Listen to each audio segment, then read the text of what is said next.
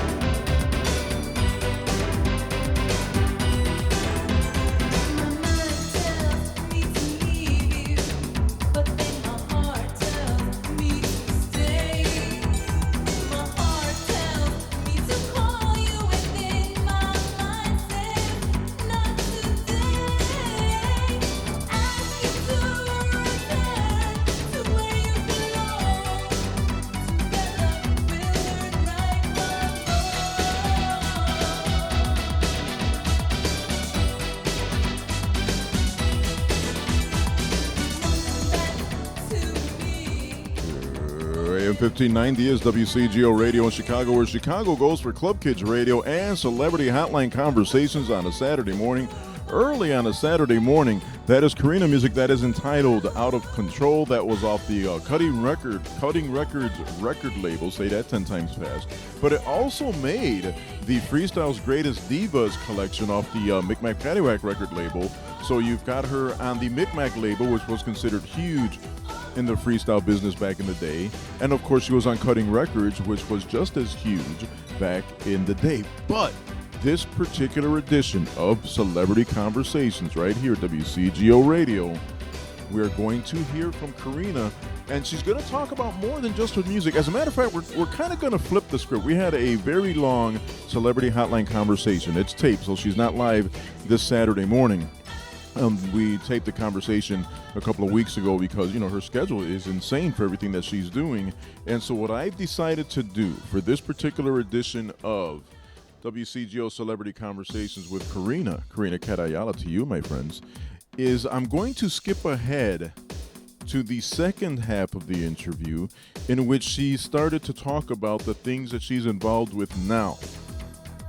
A web series, a television series, something that's all new and exciting that you really need to know about. And then we kind of get all of that information out there. Then I'll go back to the first part of the interview that we taped, where she talks about her career, her freestyle, her video spit that fans say about freestyle, because I can't say the other word because we're on radio right now.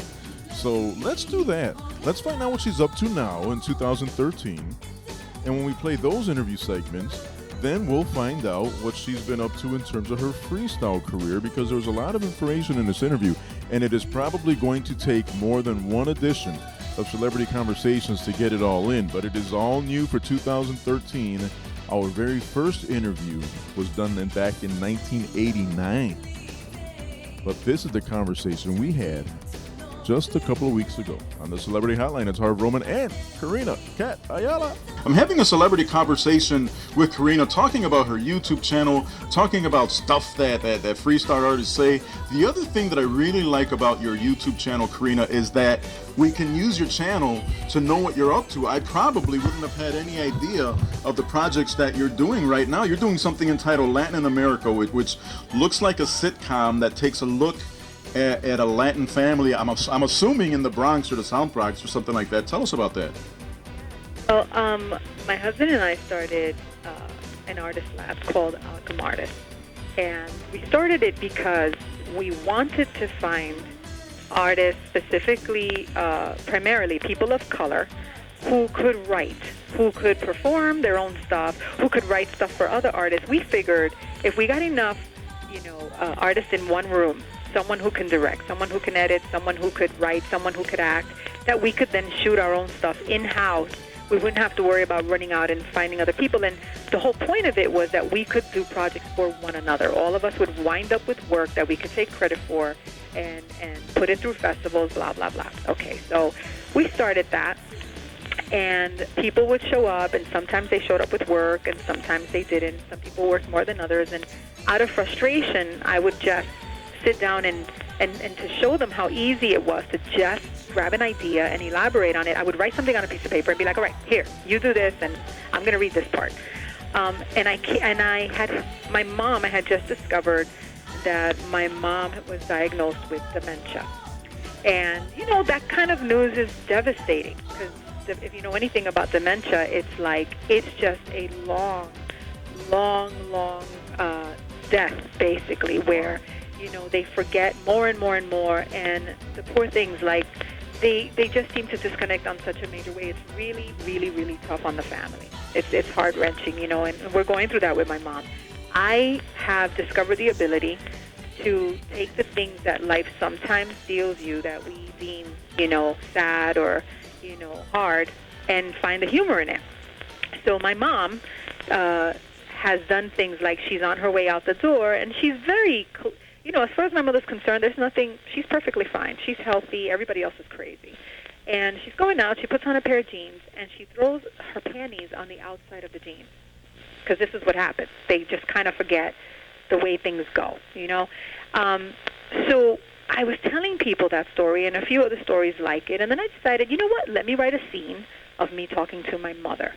And I did that. Then I wrote a scene where I included my niece talking to my mother. And then then I said, God, what if we actually shot this?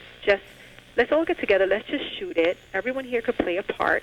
And it really started out as just a kind of class scene. Oh, let's do a web series. And by the time we were shooting it, it was obviously taking a life of its own. And we're like, I don't know about a web series. I think we need to try to get this thing picked up. It turned out about, a family. For me, it would have been a family in the South Bronx. This particular family, I put them in the Lower East Side because the Lower East Side has gone through major gentrification in the last 15 years, and where it used to be all very much like, El Barrio in 116th Street in Manhattan, or, Hunts Point, Southern Boulevard. It is now very much like Soho, with little croissant shops and little, with their Starbucks and all this kind of stuff. And here's this old-fashioned woman, or this youngish woman with old-fashioned ideas, which is the daughter of the woman with dementia, which is played by me. And her kids are growing up in a neighborhood that is absolutely just all kinds of people. And again, bodegas, there's a few bodegas now mixed in with all these very fancy stores that she didn't grow up with. And she's growing up with a new way of thinking. These children, the Latino children, it's sort of like being mainstream pop. Everyone's blending in. Blacks, Latinos, and whites are hanging out. They're listening to the same music. They're wearing the same clothes. And this is all sort of taken her by surprise, even though, for her it feels like it happened overnight. For her children, it's their entire life. They have no idea what she's talking about half the time because they're, 11 years old, 15 years old, and 17. So the whole time that this process has been taking place, gentrification, these children, it's their lives. So they don't know anything. They know MTV, they know computers, you know. She remembers where there were no computers, you know what I mean? So it's all about the funny stuff that happens when she tries to hold on to her old-fashioned values, some of which are really, really important, you know. And she runs out into a world where, you know, people are like all about children's rights, and you can't, you know, be careful when you reprimand your children and careful with what you say to them, and you can never spank them. And she's like, spank them? I'm going to hit him upside the head with a bat if I get my hands. And so it's all super inappropriate in this new environment, but it's what she grew up with, and everyone did it. You know, the neighbors slapped your kid up if your kid needed a good slapping. And the whole show is based on her idea of if you beat your kids more, they would be more respectful, which, of course, you know, depending on who you're talking to, it's just like, no, you can't beat your kids. The cops will arrest you. And she's like, yeah, okay, they'll arrest me, but I'm going to kill him first. How about that? I brought him into this world. I'll take him out. It's based on that kind of thinking, which my mother, you know, knee-deep in, which I'm very much, it's how I grew up. I absolutely believe in a lot of that kind of stuff. You know, so I basically just threw it out into a world where there are all these ideas about, you know, and it's kind of funny, like I'm going to say this, it's like children have rights, and it's parents who go, yeah, okay, well, I'm about to just take them out of, you know, out of the life that I brought them into, and then there, we don't have to worry about these rights anymore. What rights? They don't pay rent, you know? So it just, I don't know, it got a life of its own. We're really proud of it. It just recently went through a festival. We're working on getting it through several more festivals and holding meetings with people to try to get interest enough to create the funds, or even like a network situation where we can actually release it. You know, we're going to give it a certain, you know, we're going to decide on what the maximum amount of time is that we will get it around and talk to people about it. But eventually it will come out one way or the other where people can, like, you know, enjoy it and perhaps tell me what they think about it. I love it. I've had, you know, it's just been so much fun, and the talent is incredible.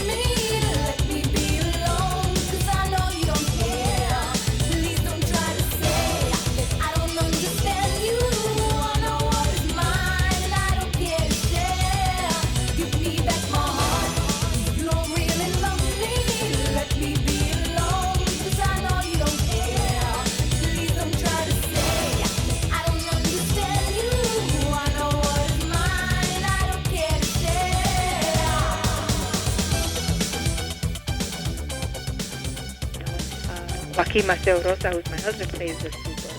You know, we have my niece, Corina Ayala, who I just met for the first time last year, who looks almost exactly like my mother. It's really crazy. She came to the audition. Didn't book it because she was my niece, but booked it because she smoked every child in the room. Well, I'm telling you, Brianna in particular, and I didn't know she was family to you, but I'm watching this and I'm looking at the credits and I'm like, that little girl, there's something about her where there's just a charisma there that you don't find in somebody so young. It looks like she's having a blast and she's hitting all her points. I mean, she is truly, there's so little work that I had to do with her. She's amazing. And she's like this little sponge, you know. And I mean, I've just been, I can't even tell you, this thing came together all like some magic, literally, you know, overnight. And of course, the afterwards, it's a lot of work. But everything, how it came together was just so easy. The man who plays my husband, Christian Kaiber, who has done huge Hollywood films, you know, with huge stars, is a talent who is just undeniable talent, and absolutely jumped on because he was technically playing someone who was more like my dad, you know, and he's just, I don't know, everyone was so on point, you know, Jesus Cabreja, the woman who plays my mother, Denya Brache, if I say to you that when she walked into the room, she was wearing her underwear on the outside of jeans because that was the scene that we were auditioning. She came in and she was doing this thing where we weren't sure if she was nuts or if she was in the role. We didn't know what to do. She was absolutely remarkable. She creeped me out so bad because I felt like my mother was in the room that I couldn't even see anybody else. It was like, you have the part. It's a done deal. How difficult or easy is it? Because it sounds like this is not only from the mind of Corina Ayala, but also from the life of Corina Ayala. So you're kind of reliving stories that you actually lived through, huh?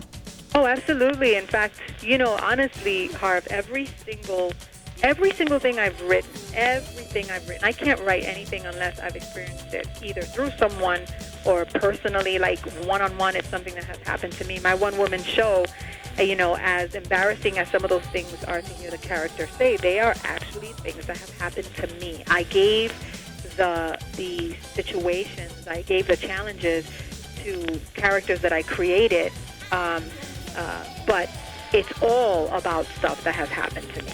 You know, and this is no different. Every single story that's being told in Latin America is something that has happened, is an experience that I have had. And, you know, it gets very touchy because while it's funny, it talks about some very, very serious issues. You know, it talks about teenage sex, and at one point my son thinks he may have gotten, you know, a young woman, his girlfriend, pregnant, and there's the episode is all about we discuss promiscuity. My daughter is going through something where she has a crush on the super who's way too old for her.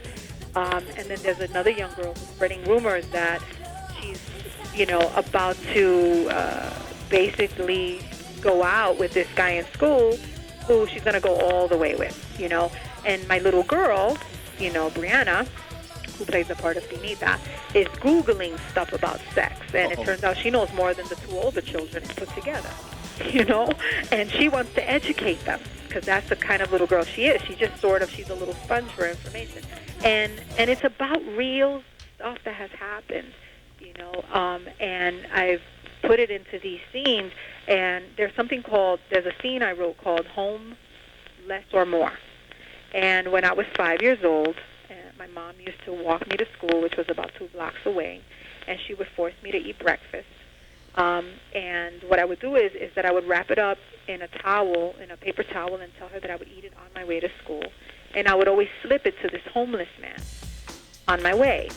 One day she didn't get to school on time to pick me up, and I walked home on my own.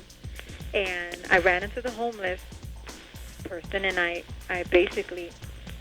took them home, and it was actually a woman. I made it a man in the scene, but it was a homeless woman, and I brought her home with me. My mother, of course, was freaking out. The cops were involved because I was a tiny kid, you know, I was a baby. And when they finally found me, I was with this homeless woman, and I said to my mother, "You have to bathe her because she stinks."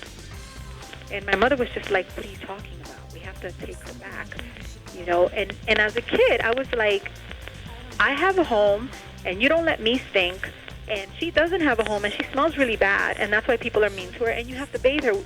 My mother, to appease me, bathed the woman, called for some help, went through the woman's stuff, and discovered, and it probably wasn't called dementia or Alzheimer's at the time, but discovered that the woman had walked out of her home 5 years before that, and her son, who was a prominent doctor in, I think, Washington, had been looking for her for all those years.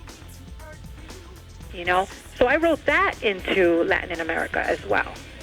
Well, that is such a strong story. To think about it being a true story, and you being this young girl, and most of you guys that came from the South Bronx or the Bronx didn't come from a lot of money and riches, yet you found somebody that was a little worse off than you were, and you brought her home. That tells you a little bit of something about the young girl that you were and the woman that you continue to be.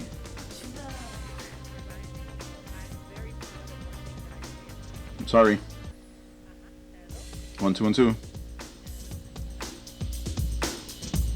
No, I lost you.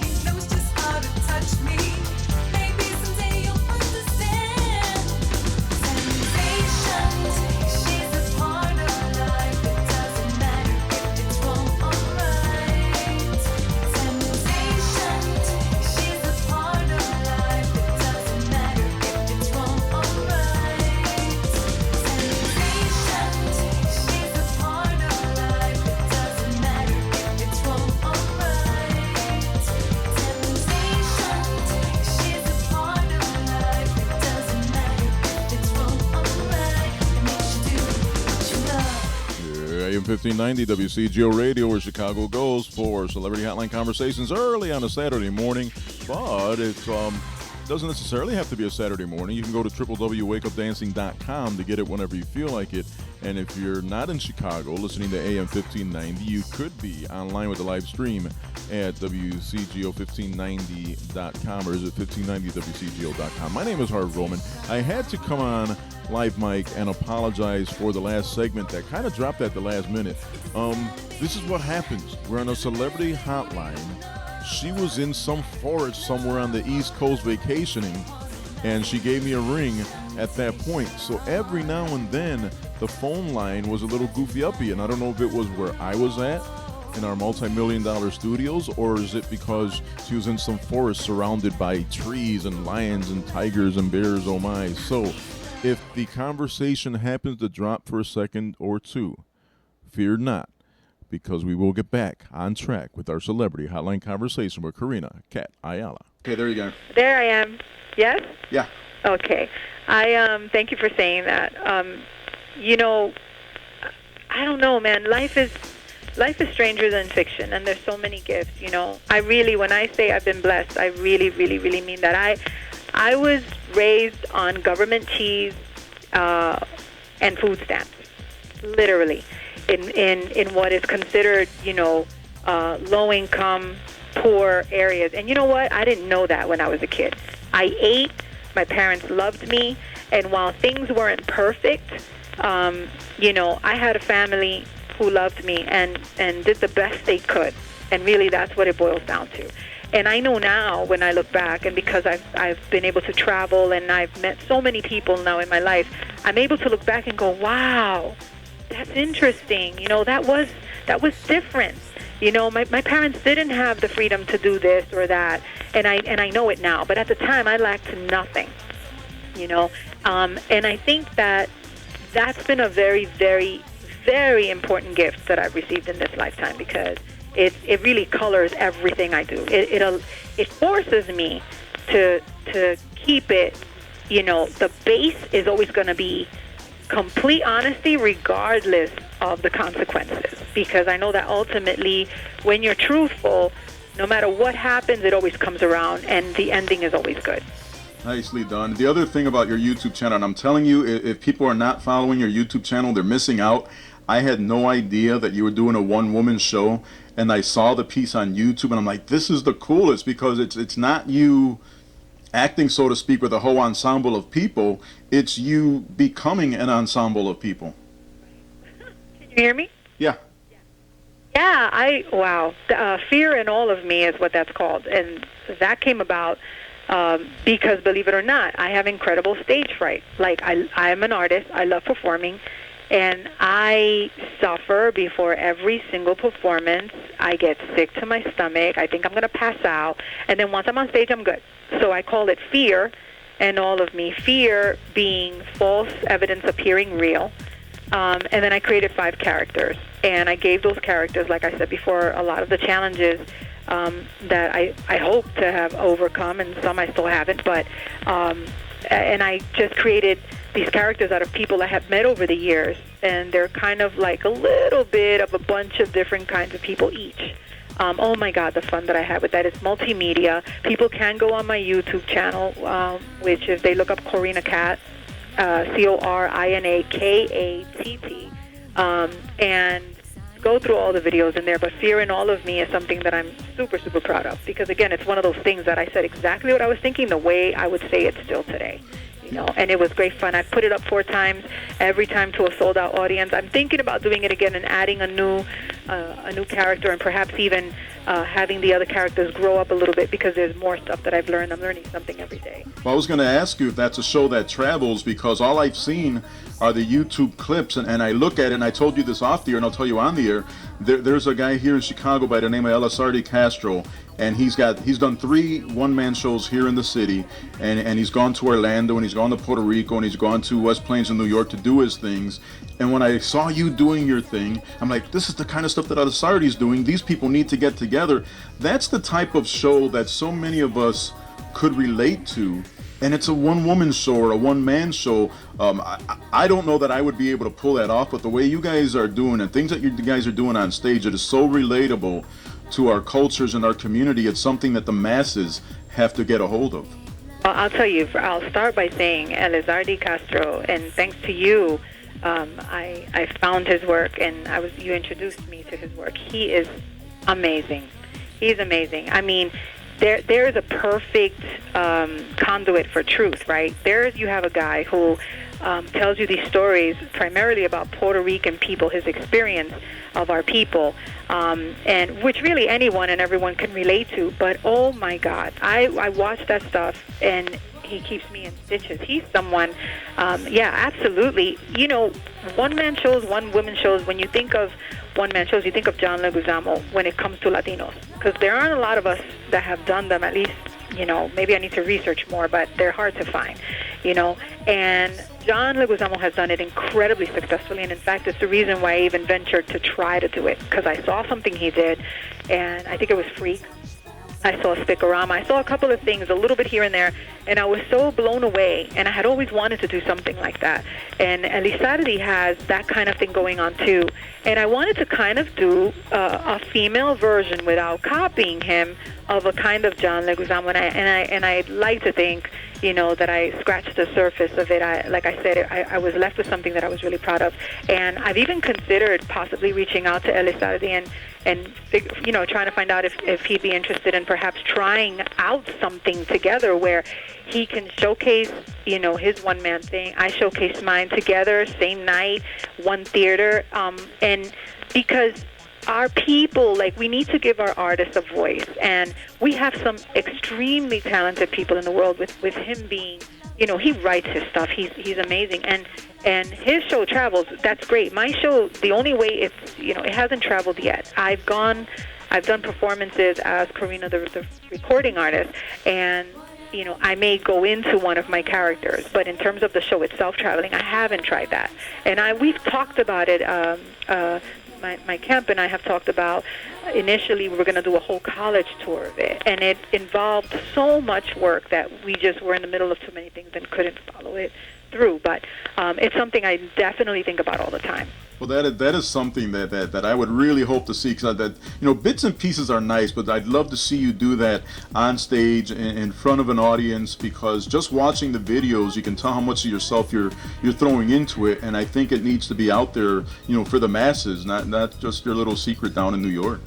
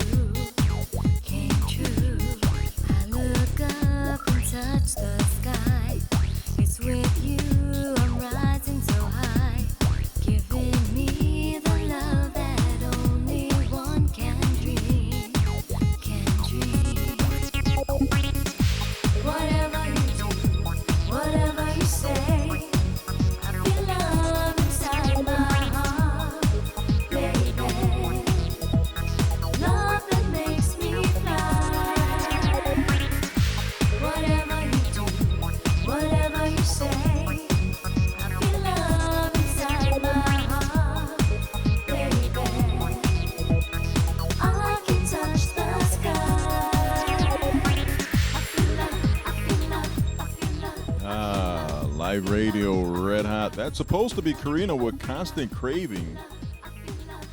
I Need You, I Need You, I Need You, off of a compilation that came out in I think it was 2000 or so. And I think my one good eye is failing me when I try to queue up the CD. So maybe I'll have to come up with the Corina track just a little bit later. It was supposed to be Constant Craving, I Need You. I'm listening to it now, and I don't think that is quite the song that I'm playing now. But I'm very certain that we played Temptation by Corina. We played Corina's Give Me Back My Heart. At the top of the hour, we also played Out of Control by Corina, which busted down the doors back in the late 80s. It is AM 1590. My name is Harv Roman. It is a celebrity conversation with Corina Katt Ayala, talking about the things that she is up to now in 2013. Earlier in that conversation, we did talk about the state of freestyle and the very cool video that she has on her YouTube, Spit That Freestyle Fans Say, but I decided to focus first on what is going on in 2013 with Corina because she is doing so many cool things. I thought that you might want to know about that. And then as time permits, we'll go back to the first part of the interview where we talked about a lot of the freestyle stuff that you probably want to hear. If we don't have time during this particular hour of Celebrity Conversations, we will make time next Saturday morning right here at AM 1590 WCGO Radio in Chicago. My name is Harv Roman. I've got a scroll call and some more words and music with Corina coming up. Denzel Washington for the Boys and Girls Clubs. In my hand, I'm holding a 2-inch by 3-inch piece of paper that has changed the lives of millions of young people. It's kept them off drugs, out of gangs, and in school. Now, what could be that powerful and still fit in the palm of my hand? A membership card from the Boys and Girls Clubs. Every day, another 300 kids will join clubs all across the country. That's 300 kids who will be picking up a membership card instead of a gun or a needle or a knife. You know, too many people feel like they can't make a difference, but I'm telling you this. Put this card in the hands of a child, and you will change that child's life. Do that, and you can change the world. It's up to all of us. Support a program that works. The Boys and Girls Clubs, the positive place for kids. For more information and to find out how you can support the Boys and Girls Clubs, call 1-800-854-CLUB. That's 1-800-854-CLUB.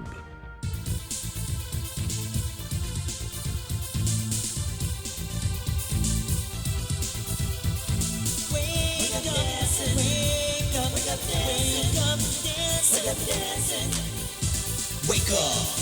Wake up dancing. Wake up dancing. Wake up dancing.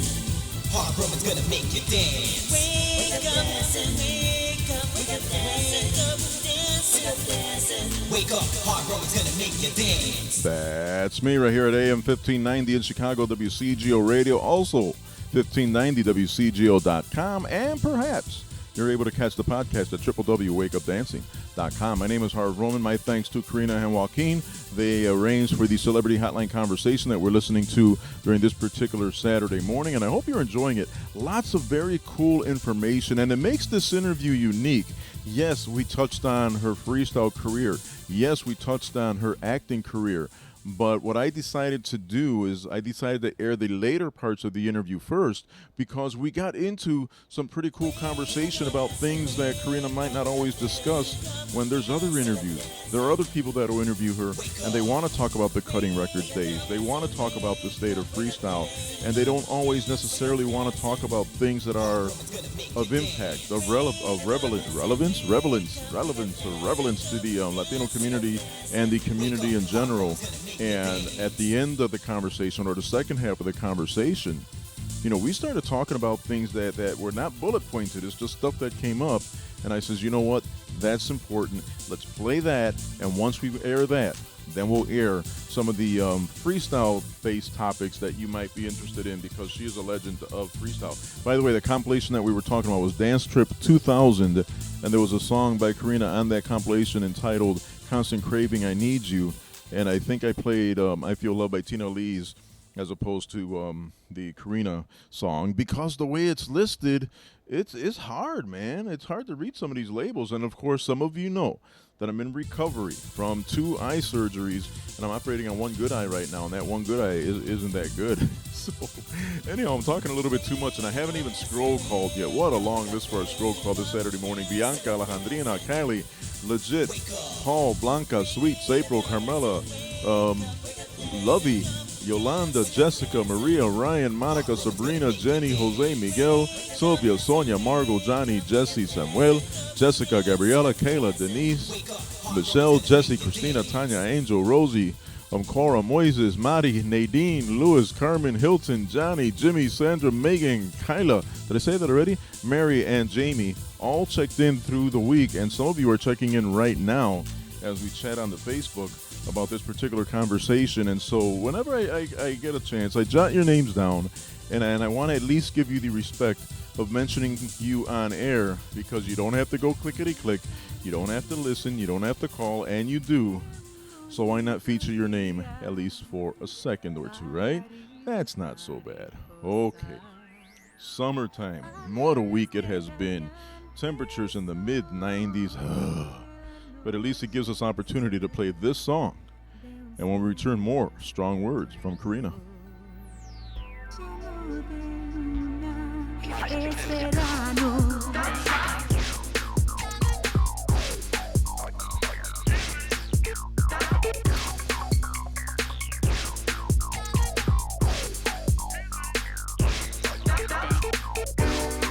Llegó el verano y el calor me hace pensar en ti. I wanna play. I'm looking at the rain outside. Please come and take me for a ride. I really want you to come and take me far away. I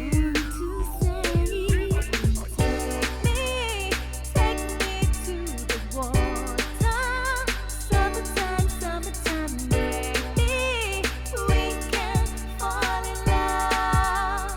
Summertime, summertime, donde luce cada noche entre luces y color. Me enamoré, un nuevo amor, es verano,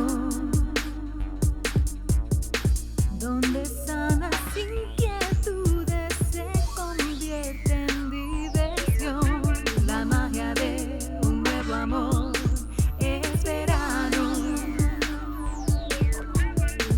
El atardecer de un bonito día, pajarillos, mariposas, es verano. El anochecer de un cielo estrellado, lleno de luna, qué romántico es verano. Take me to the water. Summertime, summertime, maybe we can fall in love. Summertime, summertime, take me to the water. Summertime, summertime, maybe we can fall in love. Summertime, summertime, el atardecer de un bonito día. Es verano, es verano. Focused a lot of very serious thought to that. Tell me about what comes next. 2013. It's an insane anniversary to think that you've been doing things for almost 30 years now. What do you see yourself doing in terms of acting or singing or even the one woman show? Maybe even your fashionista self. You're one of those artists that I also like following because you always dress well. There's always something unique about the way you dress. That means a lot, because these days I'm not always sure. I'm like, does this match? I have, for some reason, my husband is huge on fashion, and he'll say, we make fun, my friends and I, they're like, where did you find him? Because he'll be like, yeah, those shoes are not working. You need to find another pair of shoes. In fact, here, wear these. So I have him to thank for that a lot these days. I used to have a stylist before who used to help me a lot, and I like to think I have some fashion sense, but still thank you. And what am I doing? Well, like I said, we are, running around talking about Latin America, and in the meantime, I am working on completing a screenplay called Butterfly, which is about a transgendered 5-year-old kid. Oh, wait a minute. I thought it was about a hat that appeared in your movie. About a what? A hat that appeared in your movie, East Side Story. God, oh my God, you're talking about Sapphire's hat. Yes, no. Yeah, that was so funny. That thing moved too, remember? It actually, we made so much fun. I mean, she sat there with me. She made fun of it herself while we were waiting for it to be shot.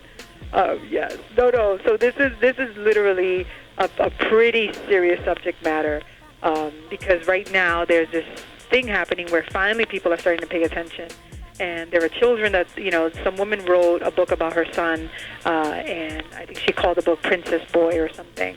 And it's about how this is a very real thing that's happening, these children that are born with sexual identity, sort of what the doctors think is a crisis, or, and this sort of talks about how, people are who they are. This little boy likes pink dresses, and he likes dolls, and all he knows is what he knows. He doesn't know anything about sex. He doesn't know anything about it. He's only 5 years old. He knows what he prefers, and he doesn't understand why the entire world is up in arms when he's just being himself. He doesn't get all the isms. He doesn't know anything about that. He's just this very sweet child who is very confused, and ultimately he comes to the world to teach, I guess what you could call tolerance, compassion, and love, because he changes everyone that he touches. I've been working very, very hard on that for a while. It looks like I may be able to complete it, in the next month or so, and we're looking to raise the money to shoot that, so it's something I'm very excited about while we run around with Latin America.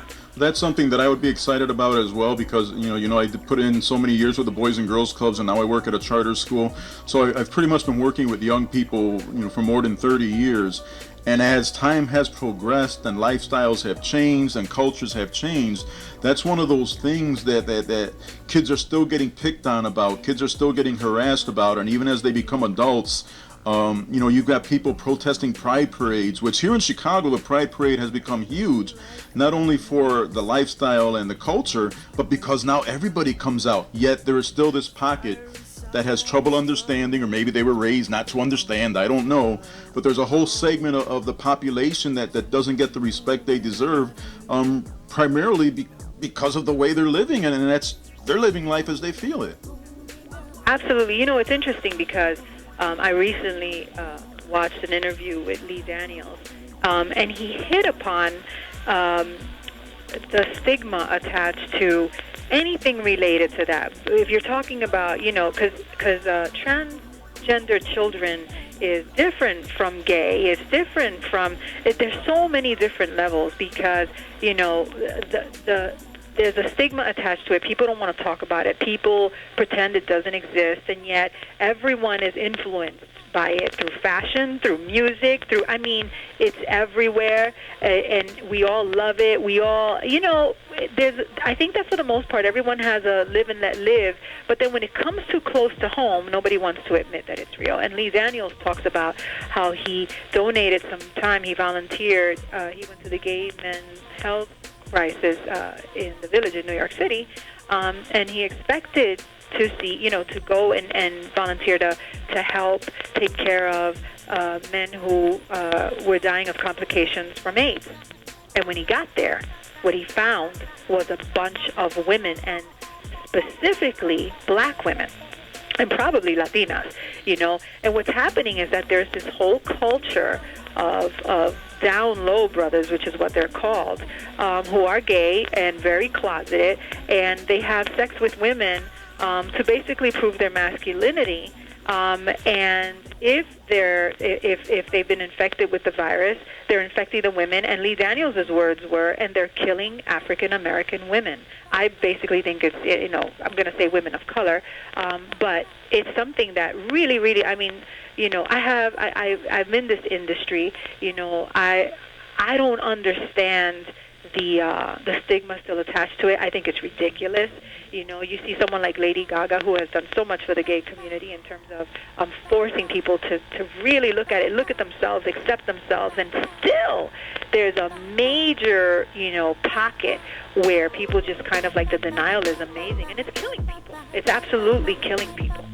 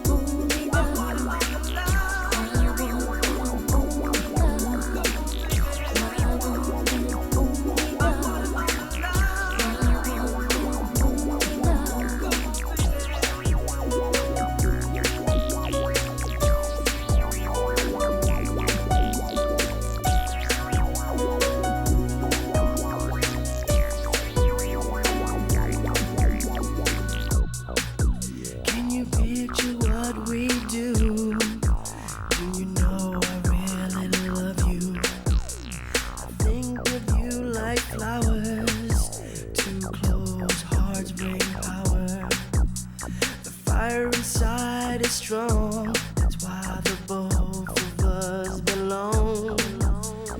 Do you know that I love you? Do you know?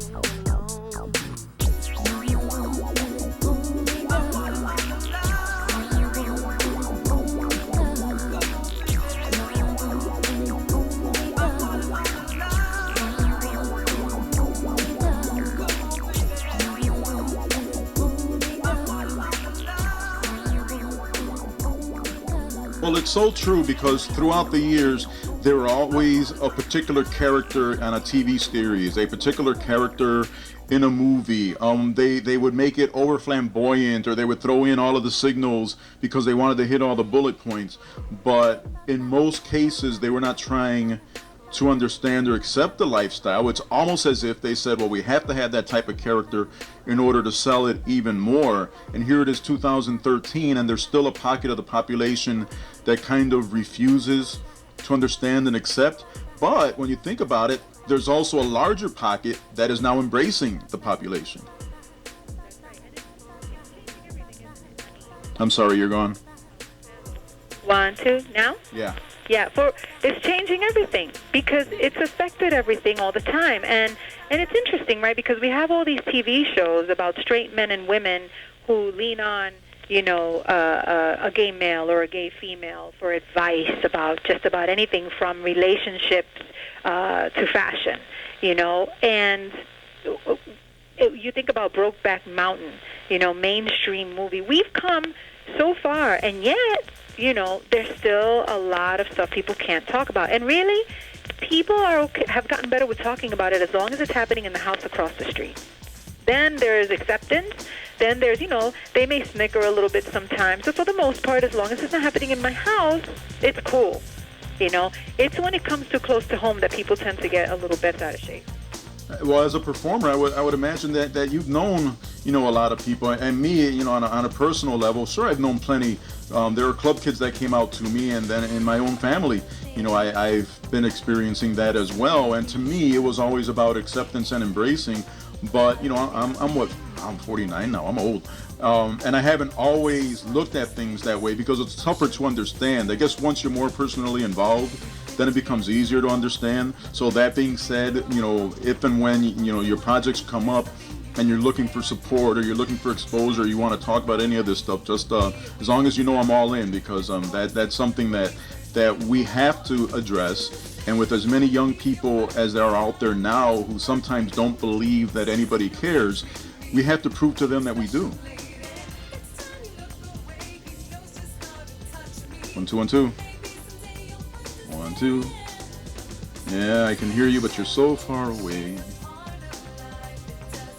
No, todavía. 1 2 1. Okay, there you go. I'm sorry.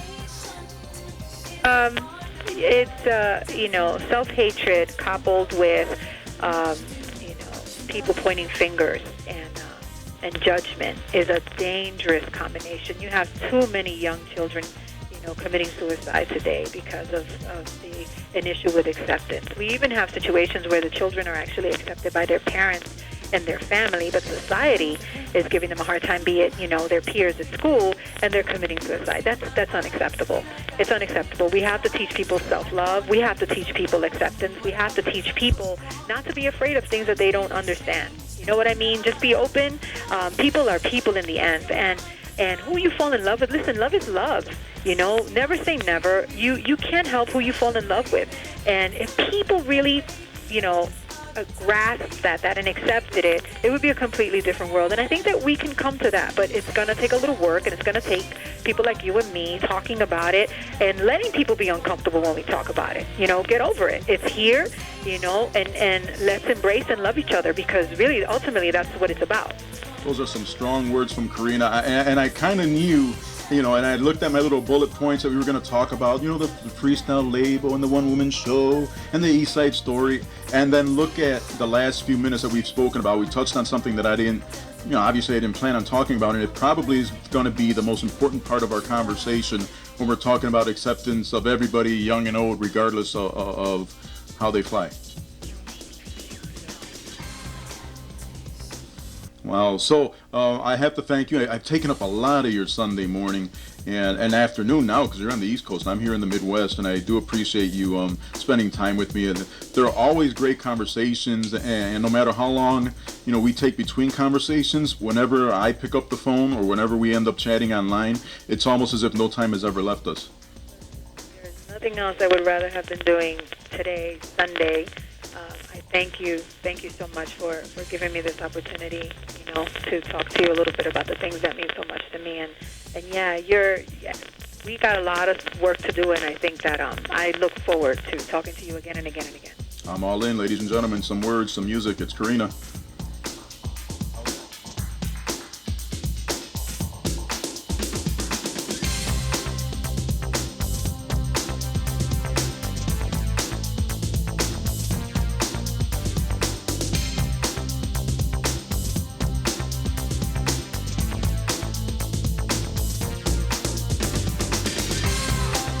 Baby, there's something I think you should know. I don't think I'll be needing you anymore. It's just one of those things. I'm sure you'll understand. We've been together so long. I never meant to do you wrong, but I found someone new. There's nothing you can say or do to try and change my mind. Would be a waste of time. Let's go our separate ways. There's nothing more to say. Just try to ease your mind, 'cause I don't mean to hurt you. It's just he knows to treat me like a special lady. It's time you look away. He knows just how to touch me. Maybe someday you'll understand. Temptation, she's a part of life. It doesn't matter if it's wrong or right. Temptation, she's a part of life. It doesn't matter if it's wrong or right. It makes you do what you like.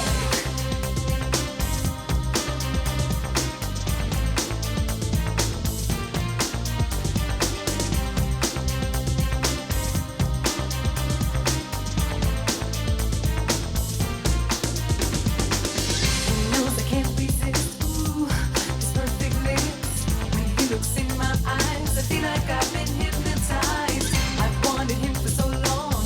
What I felt was all so strong. At times feelings change, things were not. I say just try to ease your mind, 'cause I don't mean to hurt you. It's just he knows to treat me like a special lady. It's time you look away. He knows just how to touch me. Maybe someday you'll understand. Temptation, she's a part of life. It doesn't matter if it's wrong or right. Temptation, she's a part of life. It doesn't matter if it's wrong or right. Wow, look at what we have done. AM 1590, WCGO Radio. We managed to do an entire hour of words and music with Corina, in which we just covered the social stuff, the vital stuff, the stuff that's happening in society. We rarely, if anything, touched on her freestyle career. So what does that do? That allows us to next Saturday do another all-new edition of Celebrity Conversations with Corina, in which we will talk about her career in freestyle. And we will play a few more of the songs that you recognize. I didn't get to play Whispers, for instance. I didn't get to play Runaway, for instance. Time just ran for me, and I'm juggling CDs and voice tracks and trying to catch up with everything that's happening right here behind the scenes at our multi-million-dollar studios in Chicago. Anyhow, my thanks to you, the listener, for putting up with me to DJ. If you have a response to this particular interview, run to the Facebook page, either Corina's or mine. It'll be very, very cool if you do that. In the meanwhile, thank you, thank Corina, thank Joaquin, and we'll see you soon. Here's some more Corina.